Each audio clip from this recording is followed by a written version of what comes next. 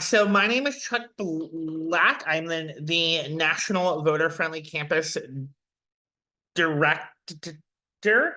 I'm very excited to welcome all of you to our first webinar, and I will have my co-host Jill introduce herself. That makes it sound so official. Hi, everyone. My name is Jill Dunlap, and I am the Senior Director for Research Policy and Civic Engagement at NASPA. We're so happy to have you all here. Awesome.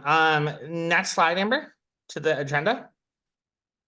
So today's webinar, as we all know, we are talking about self-care and supporting students to help them deal with burnout. So we have quite a few of different questions that we will pose to the panel. But the first thing I want to do for those of you who are part of the voter friendly campus, if you have not submitted your statement, which is on the next slide, sorry, we're jumping around, but if you have not submitted your statement, which is the first piece to becoming a voter friendly, please submit it by February 15th. And then the first real big piece of the voter friendly campus program, your action plan must be submitted by May 31st. Our action planning follows the Strengthening America Democracy guide, which, just a hint, is the same guide for writing your action plan for the all-in challenge. So the plan that you submit for them would be the same for us and vice versa. But it will provide plenty of trainings and support for the action planning process. I'm now going to have our three amazing panelists introduce themselves, and then we'll get to questions. So we'll start with Dana Brown. Hi, good afternoon, everyone. My name is Dana Brown, and I'm the Executive Director of the Pennsylvania Center for Women in Politics at Chatham University and Assistant Professor of Political Science. We are located in Pittsburgh, Pennsylvania, and our undergraduate population, or the college, I should say, is about 2,500 students. And we do nonpartisan work that focuses on educating and empowering women for public leadership. But as a part of that, we are the primary site for civic engagement on campus, which all of our civic engagement work is obviously very gender inclusive. And I will kick it over to Emily. Hi, everyone. My name's Emily Davis. My pronouns are she, her. I'm the legal fellow at Fair Election Center, of which Campus Vote Project is a project. I just graduated from law school in May of last year. I went to law school at Temple University in Philadelphia. I'm originally from the Scranton area. And I went to GW for undergrad, have been involved in the law and politics for a while, and I'm excited to share what I learned or failed to learn throughout my years of school.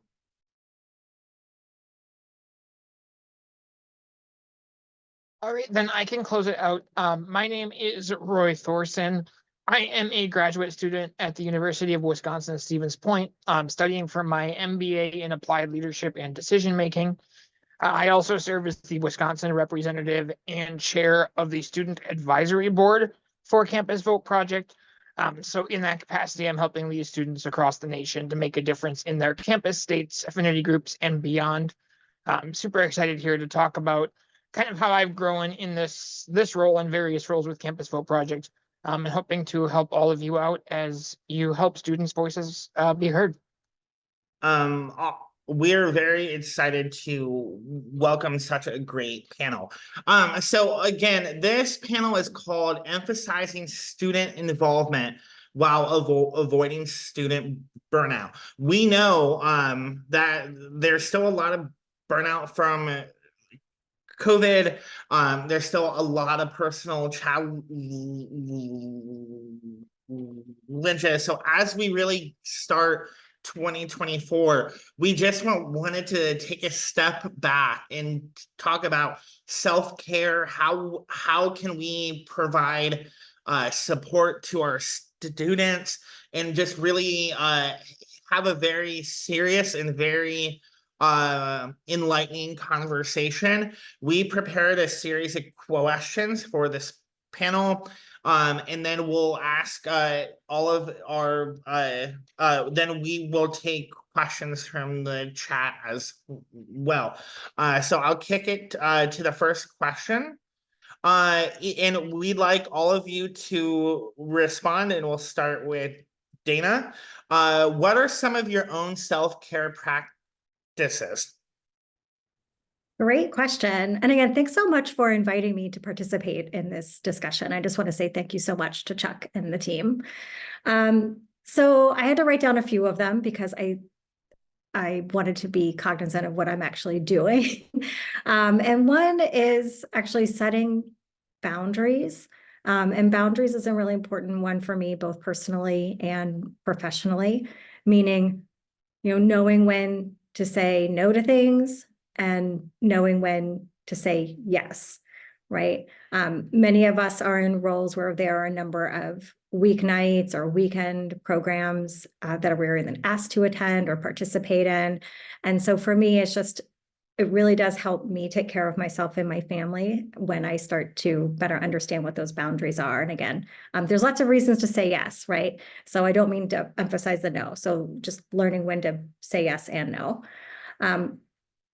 And I would say also for me personally and professionally, actually staying informed and abreast of current events is really important for me. I know that for some, the news cycle can be traumatic and difficult, but for me, it actually is a self-care practice. It's really important for me to know what's going on in the local, state, and federal environment. And we can talk about why that is, but that's a self-care practice for me. Spending time with my family, of course, really helps keep me grounded. I am a mom of 2 little girls, and so prioritizing them and their needs is actually important for me, and taking care of myself and having that balance. Exercise actually is really important. I love nature and being outdoors.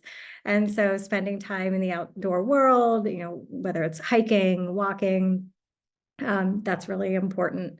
And then lastly, this seems really obvious, but breathing, right? Remembering to breathe actually is a really good self-care practice for me. I think sometimes between the personal and professional stresses, I know physiologically sometimes my body reacting to stress will actually hold back breath. And so I've been much more intentional in the last year or two post-COVID, slowing down and remembering to breathe. So those are some of my practices. And so maybe while all of you are on mute, maybe you could take a good breath in, right, in through the nose and out through the mouth before we move on to the next. Thanks, Chuck. Emily?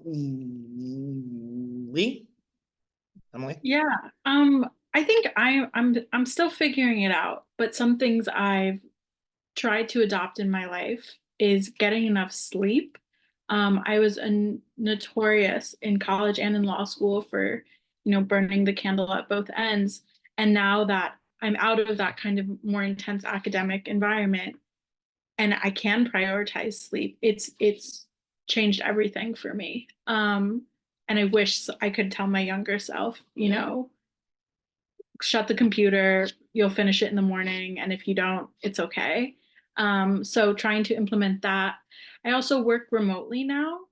So ensuring I change my surroundings at least once a day, whether that be going on a walk, going to an exercise class, walking down the street to my favorite coffee shop, is really important for me because I think this was something that came up during COVID a lot, but if you're stuck in one place, you're kind of stuck in how you're feeling in that place, and changing your surroundings is the quickest way for me to get out of that. I also have 2 cats who I really love and seem to know when I need a perspective shift or, some playfulness. One thing I've also adopted with my partner is that instead of scrolling on your phones for an hour before bed, catching up on the news, we've tried to, commit to one television show and work our way through that episode by episode, one every night. And it's made a nicer transition, from the work and the hustle and bustle of the day into something slower. But like I said, I don't get this right all the time. But I think it's important to set small goals for yourself, and work toward them.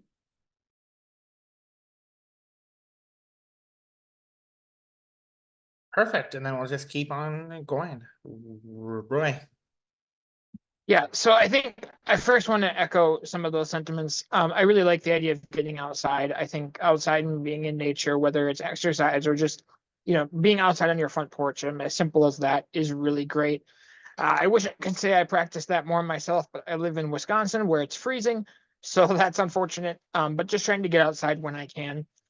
As far as other things, I think the first thing is surrounding yourself with a team of people that helps fill in your weaknesses. And learning to delegate that. So, in the work I do, there are certain topics that I'm not great at, and I know that, and being self-aware with that, I can delegate those to other people that are more efficient and find more joy in doing that type of work. So that helps to kind of avoid that burnout aspect. But kind of in contrary to that, my other option is finding gratitude and joy in the work that you do. I think that, burnout, a lot of it is separating those boundaries, but part of it is liking the work you do as well. So I'm a big advocate for finding something you're passionate about, and then working hard on that doesn't feel like as much work. So still knowing when to set those boundaries and not go too far. But if you find that gratitude and joy in the work you do, it's a lot easier to do that work, and you can do more of it without it being harder on yourself. Awesome. Next question. And I'll So- pass it to my colleague. Oh, sorry, Chuck. I'm just so excited. I think these were all such great ideas. And so I'm curious to ask the panelists, thinking about your own practices, and knowing that we can't all give our, students 2 cats, to help reduce their stress, but, what are there things that you encourage your students to do, to avoid burnout? This is, we're early on in this election year and people are already feeling heightened levels of stress. And so I think modeling this is really important for students, but then I'm also interested to know what's worked in terms of encouraging your students to also de-stress and do some self-care. So we're going to mix it up and start with Emily, and then go to Roy, and then back to Dr. Brown. Sure. I think you're right. This is going to be a challenging year for everyone who cares about democracy and works in this space. But I think one key to that is being surrounded by people who also understand how taxing it is, and can, cover your back when you need it, when you need to step back. But I think we have to, despite the rapid, intense pace of what this next year will look like, you have to do the things that keep you sane and healthy, like getting enough sleep, taking a shower, eating real food, and checking in with the people who you're doing the work with.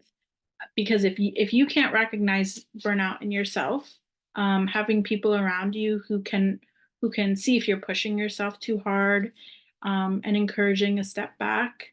One thing I also really learned from law school and the intensity of that, I had a lot of family health issues going on at the time, and understanding what the priority is, and the priority is always remaining, safe and healthy. And if that requires you to step back from a responsibility, knowing you have coverage and knowing you can talk to people about what's going on is really critical. But, this is really hard. And I think adults, people spend their whole lives trying to figure out what the right balance is. So having good people around you who you can talk to and rely on for that is key. Thanks, Roy. Yeah, I love your focus on priorities. I think that's really fantastic. As far as what I kind of encourage students who I'm leading and interacting with to do, the first comes back to delegation and knowing the team around you. So take some time to get to know other people in the work that you do. Find out their strengths, find out what they like, why they're there, their personal interests, and then be comfortable delegating to them. Know what they're going to enjoy doing, and what they're going to be good at doing, and then compare that to your own strengths.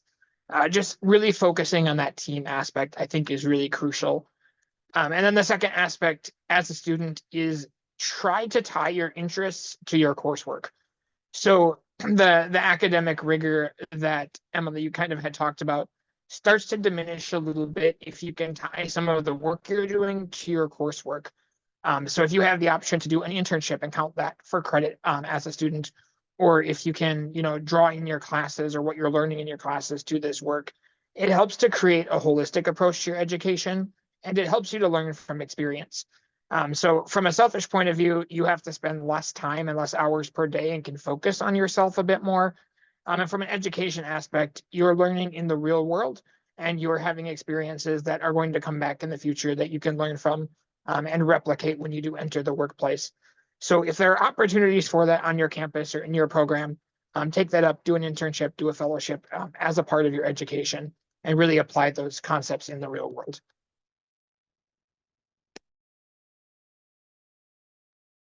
Great. We'll turn to you, Dr. Brown. Oh, did you get we didn't get a chance to answer that last one. Oh, sure. I will just add that for me and my students, I do remind them that they are a student first, right? That the focus of being on this college campus is to prioritize their education. And so they do work in my office, right? So they are student employees. And I just want to always remind them at the start of every semester that we are to remain flexible and as a team prioritize their education. And so as long as we have open lines of communication between my student team and myself, we're able to get projects done without, I believe, too much stress on their end or not thinking that we at the center are not flexible to meet their needs. So that's the first thing. And the second thing that we do talk about too pretty openly with the students in my office is that there's a whole host of resources available to them on campus and off, should they need any kind of support whatsoever, whether it's support in learning time management or support in the academic realm. We have a lot of academic support on campus. In addition to, just we have a lot of resources, and I want to make sure that they know that they have the ability to access them. And sometimes if they don't know what those resources are, they can always come to me and we can sit down privately and talk about how to connect them. And then of course, which I think Roy in particular has mentioned this, the delegation, right? And prioritizing, I think can really help if we're working together as a team to set those priorities and delegate, again, hopefully to relieve some stress.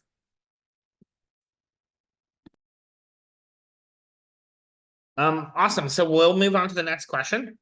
This is a really long question, but I'll just kind of sum it up as this comes up a lot of when we're thinking about our voting teams on campus, or just any team that you've been a part of.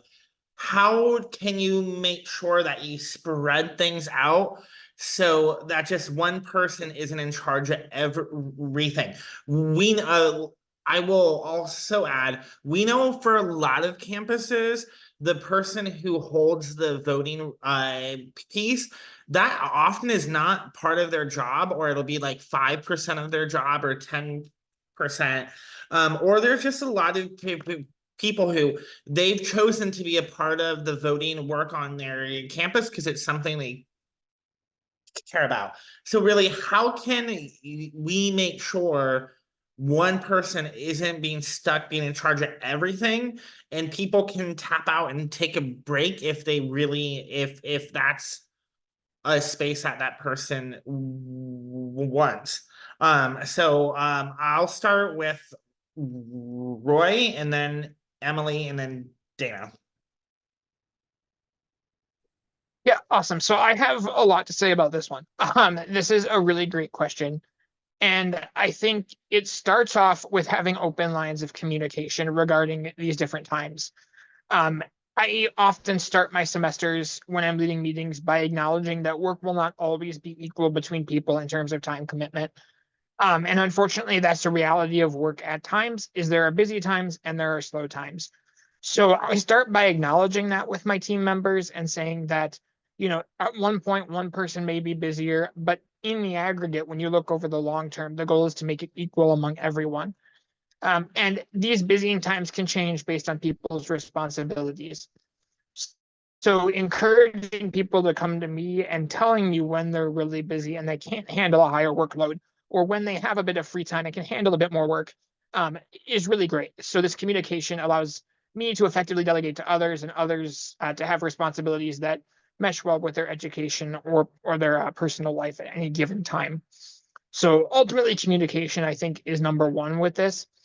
Um, Number two is, I think, focusing on the long term, which is something that's probably going to come up with a lot of questions today. But I feel like a lot of effort gets pushed onto one person in these organizations because they've been there the longest, and they have the highest level of institutional knowledge. So sharing this knowledge with other people means that more people can do more tasks. And I think that that is an effective way to help kind of spread out this workload over more people. And I think, there's a lot that goes into this, but by doing that, you can have people doing more work together. And then lastly, I want to talk about a topic called selective exclusion. So this is a topic that comes up a lot in organizational work and team building. And essentially what that means is bringing in the most relevant people for the most relevant meetings or topics or projects. Not every single person has to be a part of every single project. That leads to a lot of burnout and a lot of very busy work and a lot of meetings. So if you have someone that needs to be at a meeting, make sure that they're there. But if their work really isn't related to that meeting, don't make that a requirement for them. Let them choose whether or not they come to that, or exclude them from things that are not relevant to the work they're doing. It really just helps to make the time commitment more reasonable for everyone. I think Roy hit on a lot of really important and key things that I'm still working on myself. This is working with other people and holding yourself accountable is hard stuff. Like there's lots of different personalities and lots of different understandings of, what's expected. So I love the idea of that acknowledgement kind of at the beginning that people will be busy at different times and the load will fall differently at certain places, but that hopefully in the end it'll even out. And I think being open to communicating when you are feeling overwhelmed is crucial, because in most instances with enough advance notice, someone can kind of tap in for you. So trusting the people you're working with and maybe setting that expectation early that we're going to speak openly with each other, with kindness, of course, but openly so that we can do the best job with the resources we have available, and remaining flexible through that. I can think of a few times where I got too in the weeds in a certain project and needed a colleague to kind of help me recenter and reprioritize and think about what was really the top line that we needed to hit. So relying on the people you're working with to bounce ideas off of, and help pull you out when you're going somewhere you don't need to is really important.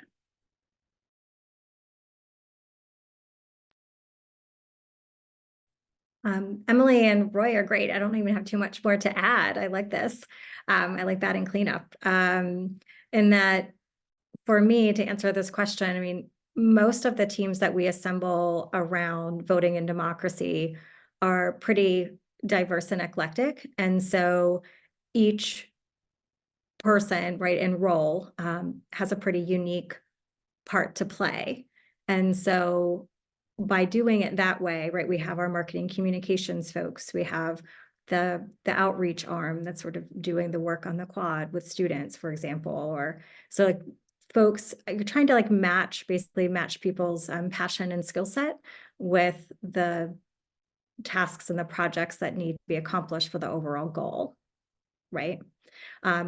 And so that way people really find themselves being useful. And hopefully on the undergraduate side, they're getting good professional practice in that particular area of expertise that they hope to hone while they are an undergraduate. So they're getting those pre-professional experiences while also meeting the overall goal and mission of the center and the university to have a more engaged citizenship on campus.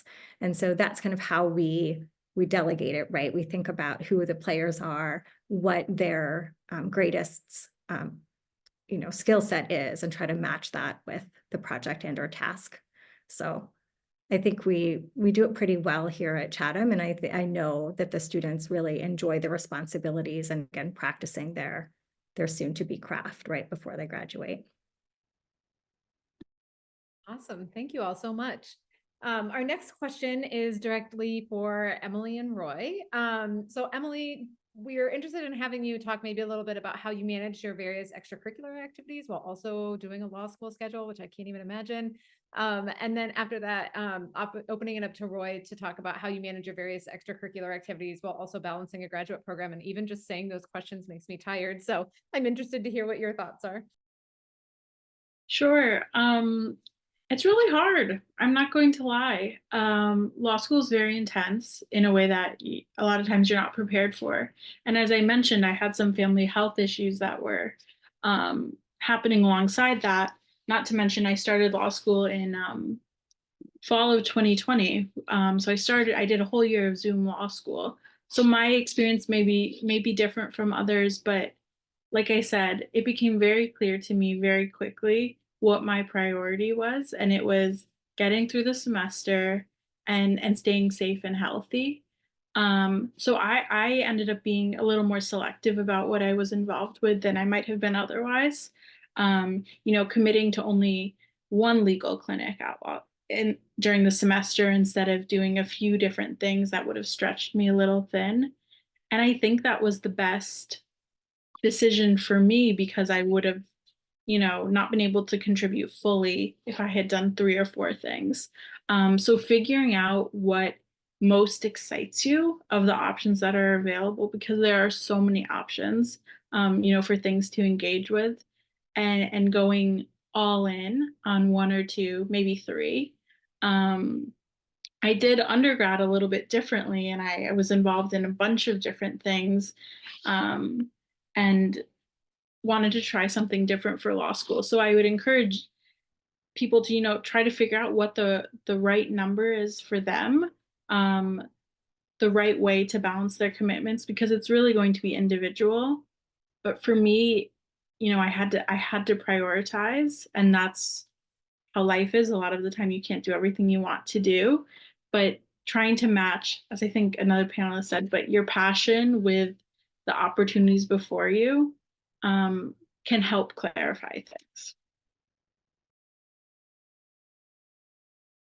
That was very well stated, and I echo every sentiment within that. I wanted to go a bit further into some of those areas. And first of all is matching your passions, not only with the extracurriculars you choose, but also with your coursework. So you can push and pull from one area and another at any given time. So when you're starting to look at these very, very busy schedules, I find it helpful to prioritize, what's most value added to you. If any of you on the call know me, you'll know I talk about value added a lot. And the truth is there are some activities, extracurricular or educational, that don't add as much value to you. And those should be the activities that you don't put as much time into. It's okay to say, hey, this assignment isn't as important because it doesn't add as much value to me. You should still do your assignment well, don't get me wrong, but you can take a little bit less time on that assignment and put more time towards an extracurriculars, developing your professional or personal skills, or towards a different class that's more important at that given time. So rank things based on importance to you. Don't assume everything is equally as important, because it rarely is. And then second of all, keep a calendar, yes, even for your extracurriculars. Having a calendar that's really effective, and that's very specific. So even for this meeting, I have a list of topics I wanted to talk about that I think helps avoid student burnout. And I created that list about a month ago. So I have these notes that I can quickly review before any meetings that I have. And it keeps me really organized as a person. Obviously, my calendar might look different from someone else's, but take the time to figure out what works for you, and make sure that you plan your time accordingly for everything. It really just makes life a lot easier when you're prepared that way. Awesome. Thank you. So the next question, and because he is our student advisory board person, he'll go first, because we want to promote that. But what financial opportunities can we provide students to keep them engaged? So we'll go Roy, Emily, and Dr. Brown. Yeah, so I mean, we have obviously a variety of like internships and fellowships through Campus Vote Project. But I think I really want to focus on what we offer within these fellowships and internships. And I think one of the financial opportunities that we are providing and that I'm looking to expand in my leadership role is travel opportunities and networking opportunities. So I think it's how we provide opportunities for interns to, number one, get together. I love Zoom. Zoom has opened up a lot of possibilities since COVID, but I don't believe it's a replacement for in-person engagement. I think there is some level of connection that's made through in-person engagement that Zoom just isn't currently getting at. Hopefully that improves in the future, but for now, impacting, and connecting in person, I think is really crucial. So providing travel opportunities is helpful for that. And then the second is networking opportunities with other professionals in the field. So this could be in person, could be via Zoom, either way. But I think the most effective way to grow as a person is to learn from others. So if you have financial opportunities to meet with other professionals that work in that sphere, this could be job shadows, it could be interviews, it could be anything like that. I think that's really a helpful way to grow both as a person and then to grow those professional skills needed for your career. I'm not sure that I have anything to add on this one, so I'll throw it to Dr. Brown. Sure thing. I will tell you from a campus leadership position that I hold, I encourage other faculty and staff that might be Zooming in today. If you are in a budget administrative role, please prioritize paying students for their work in this space. Civic engagement work is work. And so I encourage you to not depend upon just volunteers, to actually make that a paid student employment position or positions on your campus, right? So depending on who you are, maybe you actually are the budget administrator who's approving, maybe someone who's requesting, but you haven't requested yet. Please make that a part of your spring priority list, right? Thinking about fall of 2024. That is my plug to all administrators out there. Thank you.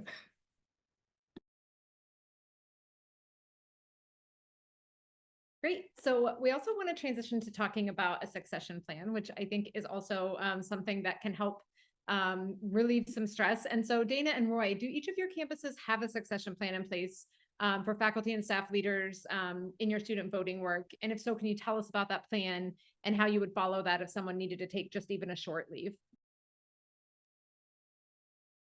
Yeah, I can go first on that. Admittedly, my campus doesn't have as good of a succession plan as it needs to. So that's something I'm working on before I graduate here this next semester. But my succession plan that currently is there is something I've been developing over the past couple of months. And it's a lot. But it's not designed with specific steps. The nature of this work and the nature of, diverse campuses and diverse people is that everyone does this work a little bit differently.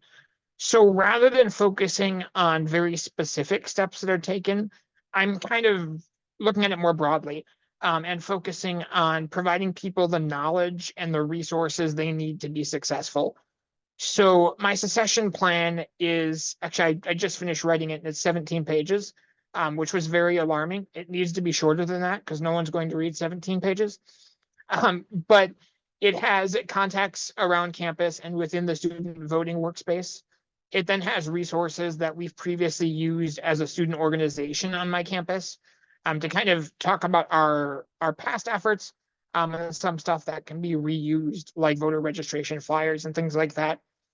And then it has best practices or like successes, to help kind of inspire things that have worked on our campus and document that. It has opportunities, so things on our campus that honestly have not gone very well, or things we haven't done a lot of that we need to do more of, to kind of give ideas to that next generation of leaders. And then lastly, it has ongoing projects, which I think is one of the most crucial sections. So every semester or every academic year, there's certain things that have to be done. And having those documented and having a brief description of how to do those, I think is most effective. So having this in place written is crucial. You just never really know when, a student would transfer or a student would drop out of college or students graduate. That happens frequently. So having this all written down is really crucial. And then having like a designated second person, and beforehand, I have a leader in mind for my campus who will be taking over when I graduate. And I've already started talking with her about that process and how that's going to look. On my campus, it's the vice president of our student organization that would take over, in the short term. So making sure you have that position filled, that you elect someone that's able to fill that role for the short term is effective. And then for the long term, have those very frank conversations. I like the term brutally honest. Talk about the good, the bad, and the ugly. Not everything is going to be perfect on your campus. So talk about those things that make this work difficult. Talk about how you're navigating those. And then ultimately allow for enough room for that next person to make it theirs, and do whatever they can to make this space successful. Awesome. So before we get to the last question, I did want to briefly share about, in terms of financial opportunities, you can and you should use federal work study for this type of program. I did just drop into the chat. There is going to be a training with the All In Challenge and Student Vote and us, February 20th, where we're really going to dive into the federal work study, different grants, and all that. And then Safara from the Student Learn Student Vote will share an amazing website that dives deep on to this as well. So we really encourage you to check this out, and there will hopefully be more developments around the work study stuff soon as well.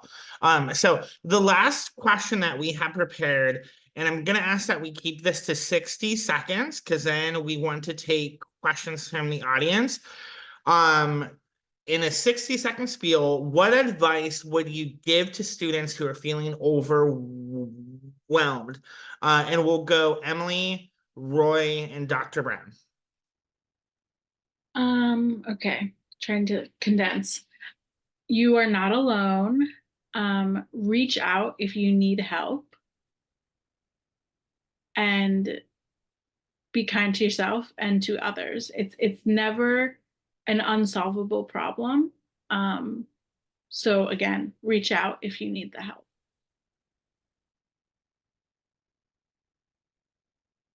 All right. From my overly practical sense of this, I think the best advice I can give is to take a step back and look at the efforts you're doing. if you're feeling overwhelmed, and focus on what I call high impact, low effort. So you do that by looking at something that's fairly easy to accomplish, but is going to have a huge impact on your campus or on the work you're doing. So for a quick example, it might be more effective for you to print and hang up a banner in your student union than it would be for you to table there twice a week.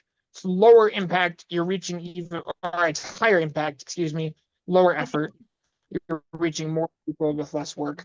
And it makes it way more approachable for everyone. And it'll give you some of that free time back that you need.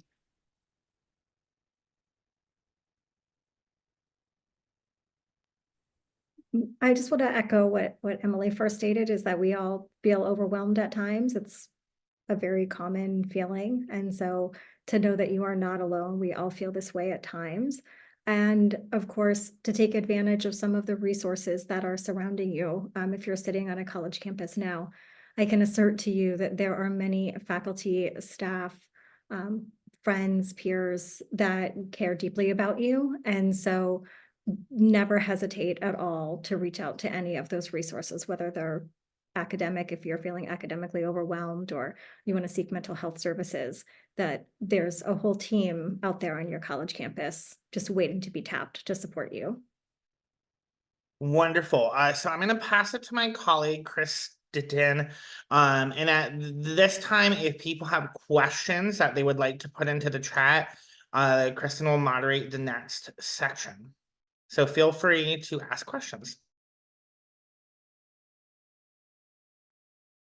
While y'all are thinking and typing, I will mention that someone had already asked, if you were in the VFC program in the past, do you still need to fill out the statement of interest for this year? And the answer is yes. So it's a way for us to make a fresh list, and also to make sure we have updated contact information for who is our best contact on your campus. So do make sure it's in the chat, and I'll pop it in there again. If you've not already done your statement of interest for this year, make sure that you do that. And we've revamped it. It's super, super easy. It's just one quick form you could in between your next meetings. It's super easy. Any other questions you want to type in the chat, or you just want?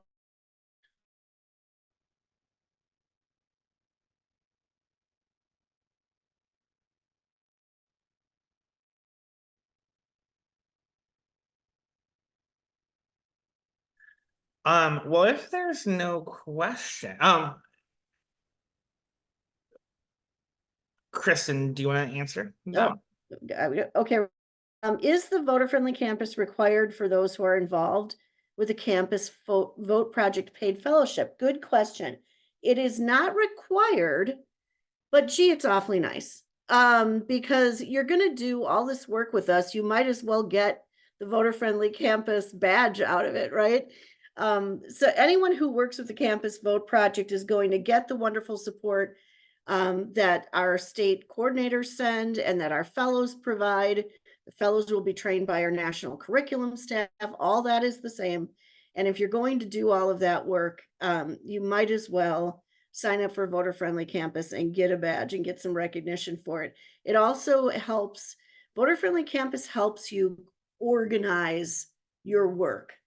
By requiring you to make an action plan and then report on it, we actually are creating something that will live beyond you and help you really organize those thoughts. Roy? Yeah, I was going to talk about the organization as well. So I second that. Like, it does help you kind of start to think about different areas of your campus. But equally as important, I think as a student, it offered me an opportunity to engage with upper administration and talk with them about the importance of this work. So if you're a student that's, considering this and part of the fellowship program, do the voter friendly campus as well, because it gets at the heart of institutionalization. And it's one of the easiest ways to do that. Good point. Last call for questions.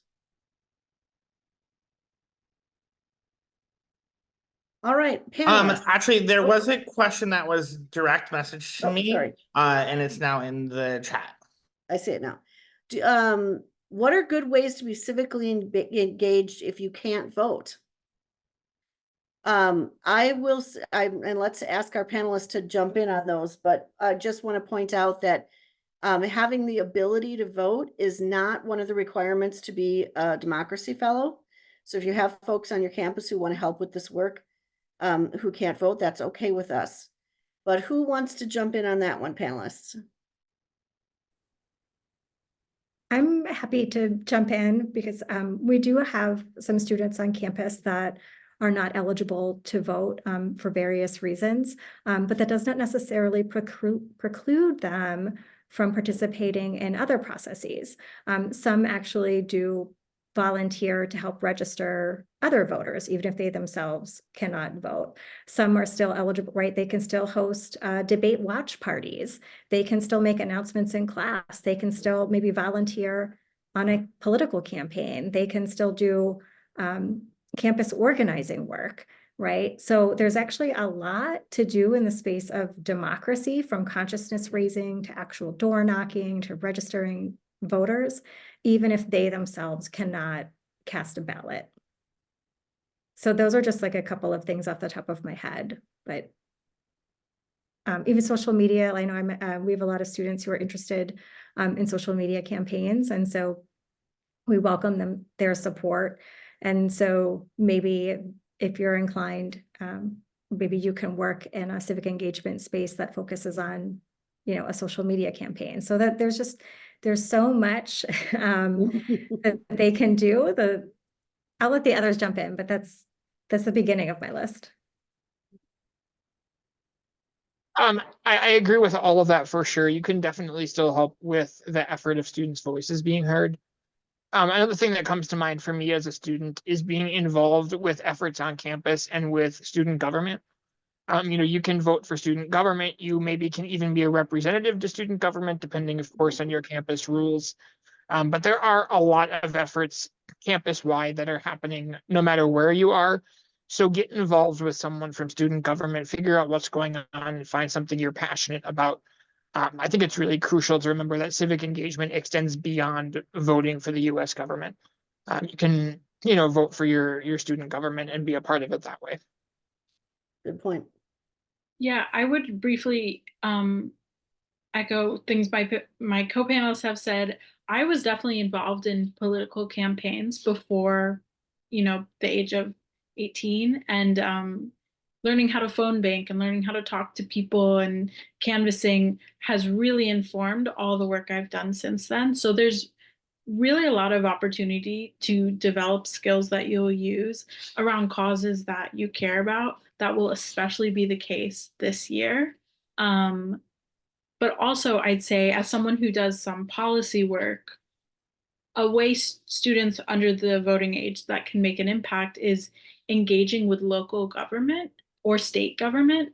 A lot of times when election laws are being passed or other laws on areas of issue that you care about, they solicit comment. And sometimes they don't do it in a way that is very, well known publicly. But if you're paying attention, you can actually write a comment expressing your view on a piece of legislation that's being considered. And sometimes the law will pass anyways, but at least you've said your piece, and it becomes part of the record in most cases. So I'd look into, what town council meetings you can go to if you're in a bigger city, a city council, and engage locally, because there's so much you can do before you turn voting age. And it'll make you more excited to vote when the time comes. There is another question in the chat for all of you. Do the panelists have any advice for making sure their student involvement is equitable and supports student leaders from historically marginalized communities?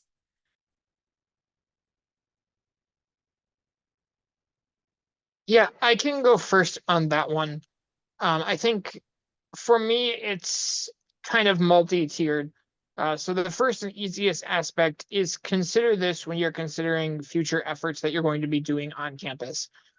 So make it a part of your voter-friendly campus plan, discuss that, set those goals in accordance with that, and then follow through on them. And involve them in this planning process, if at all possible. Involve different groups of people, learn where they maybe are on campus so that you can better engage with them for voter registration, and efforts like that. And then second is be data driven. So this comes from my business background, but don't make decisions just because you think it's right. Make decisions because you know it's right based on some numbers. So in this case, look at the NSLVE reports and how that is changing over time, and see, the effect of these efforts that you've planned. Are they working? If so, great, continue them, expand them. And if not, take a step back, figure out why not, ask people of marginalized groups why it's not working, and then make those appropriate adjustments during the next semester or year.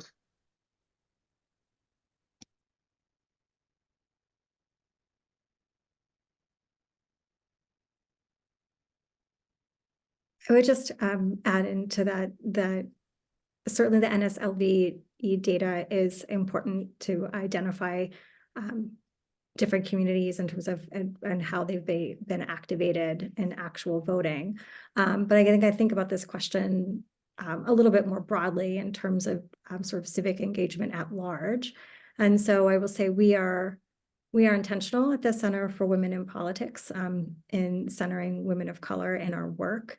And we state that, and we do that, and it manifests itself in a lot of the educational programming that we bring forward. And so as we try to close the gender gap for leadership, we also want to be mindful that we want to close a racial gender gap as well. And so we're always reaching out to communities of color, particularly women of color, making sure that we're being intentional and inclusive in our spaces, and centering them as a part of all of the types of educational programming that we bring forward.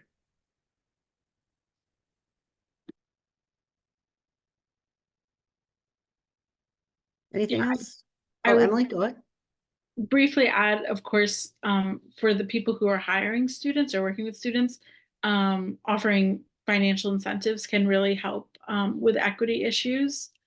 But I'd also say I was really excited from law school, seeing a lot of the ways the student groups collaborated and would put on events together, especially between different affinity groups.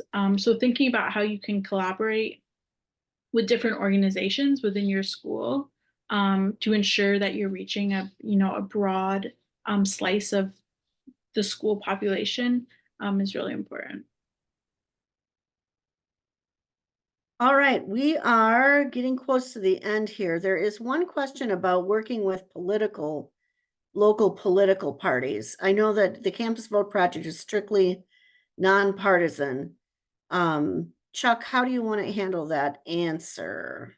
No, I think you said it perfect. I think what students do on their own time outside of Campus Vote Project is fine.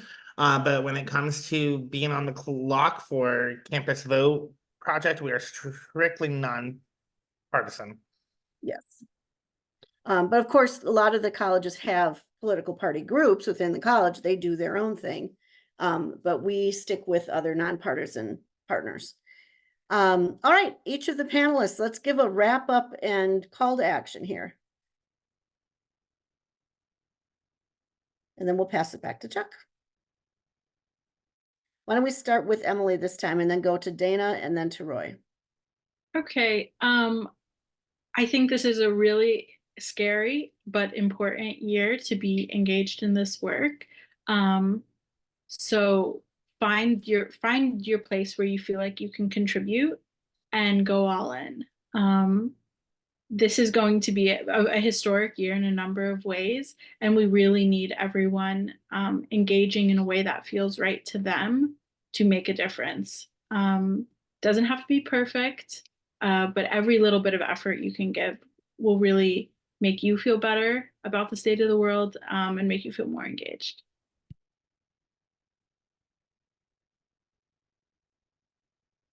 Similarly to what Emily said, we run a campaign training called the Ready to Run campaign training program. I will say our in-person training just passed in Pittsburgh, but if you do want to learn some campaign skills in a nonpartisan environment, we will have our virtual training program, which is a half day on Saturday, February 10th. And so there's still an opportunity for you to join us and learn some campaign skills. If you are just starting out and you're unsure of what kind of contribution you can make, that's a great learning activity for you. So that's Saturday, February 10th. You can register at pcwp.org. And so to Emily's point, think about all of the things that you can do, right? There may be things that you can't do, right? If you're thinking about all of that you have on your plate. But what I try to ask our students is, let's name one or two things that you can do. Maybe that's talking to your friends and ensuring that your friend group is registered to vote, right? Maybe is that something that you can do? Can you do that? Plus maybe host a voter registration table on the campus, right? So it's all in a question of your capacity. And so we all have different capacity levels. And so just start making a list of the bits that you can do in this 2024 election year. And again, know that you have a lot of campus resources to tap, and they're there for you to help support you. Happy voting. I love the aspect of thinking about what you can do. I think that's good advice for this workspace and for life in general. I would encourage everyone here to take a look at the big picture every so often. I know it's really easy to get bogged down in the details of, how many people did we register at this one event, or how many people showed up to this information event. But look at the big picture, think about the long term, and think about what you've done and how many people it's impacted. I find that, the work we do impacts a lot of different people across huge geographical areas, and, different ethnicities and ages of students. Think about that work, think about the impact you had, and acknowledge what you've learned from it. This is a really, really cool opportunity as a student and as a leader to see the changes we make and the work that we support. And I think oftentimes we get too bogged down in details to realize how big of a difference we make. So collectively find time to do that and realize the difference you make. So I just want to say one more time thanks to our three amazing people that spoke, Dana, Emily, and Roy are all just very awesome people. We will be sharing out a copy of this presentation, and moving forward, the VFC webinars will always be on the last Monday of each month at 2 p.m. Eastern. If there are any questions, I drop my contact in the chat, and we appreciate your time, and we'll see you next month. Thank you.